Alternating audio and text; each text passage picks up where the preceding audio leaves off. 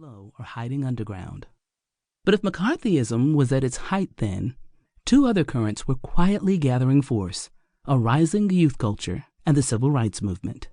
Odetta would help spur both on, letting loose her thunderous singing in concert halls across the nation.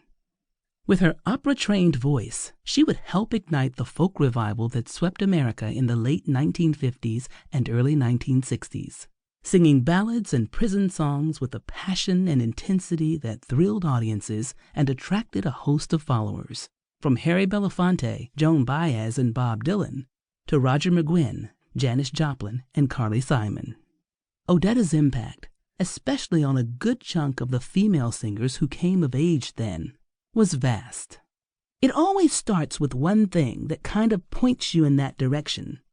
One person becomes the arrow, Simon recalled, looking back on her own career. I mean, I didn't know I wanted to sing until I heard Odetta.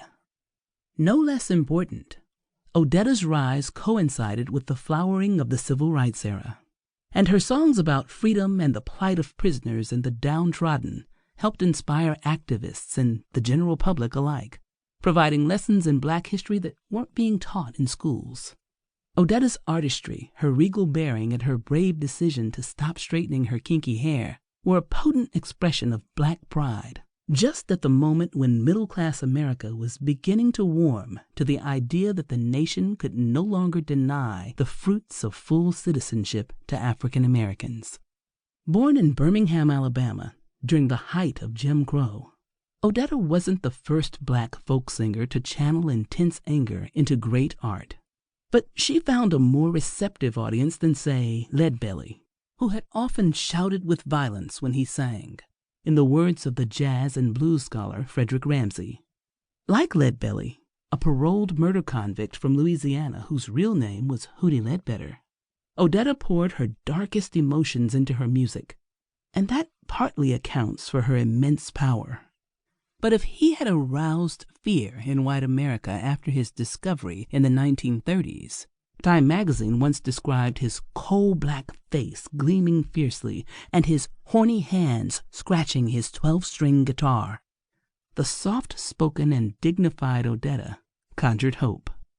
Her soaring vocals and preternatural ability to inhabit the characters she sang about left her predominantly white audiences spellbound, and a little more open to the notion that someone could be both wonderfully American and proudly Black at the same time. Odetta, in fact, gave them cause to celebrate Blackness. She is more than an eloquent Negro voice, one reviewer would note in the 1960s. She is the eloquent voice of the Negro. As Blacks demanded freedom at Southern lunch counters, at voter registrar offices, and on front-line protest marches before seething sheriff's deputies, many Northern whites were looking to embrace the nation's better angels. The young woman with the trailblazing afro who sang about prisoners and chain gangs and talked about the Black history not being taught to schoolchildren helped rouse a political consciousness among a searching and surging youth generation. For a brief but seminal period, Odetta was a star, selling out concerts in the U.S. and around the world, appearing on TV and in films. Our cultural memory can be short-lived, but at the height of her fame, Odetta's singing and magnetic stage presence exerted such a force over her acolytes that sometimes their knees went weak. They fainted in front of her, or they tried to steal her food in the hope that it contained some kind of magic elixir.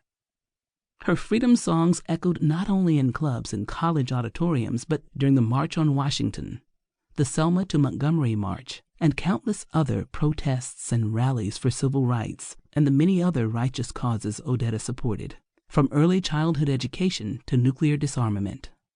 The Reverend Martin Luther King Jr. understood the crucial role that music, and Odetta's in particular, could play in pushing the cause of freedom. Odetta was by far one of his favorites. King's friend and collaborator Harry Belafonte remembered decades later. He was a great lover of art and culture. He understood its power. And yet, despite her epic-making voice, Odetta never achieved a sustained mass appeal like Belafonte or Dylan or Baez, all artists who bore her imprint, and a public that once considered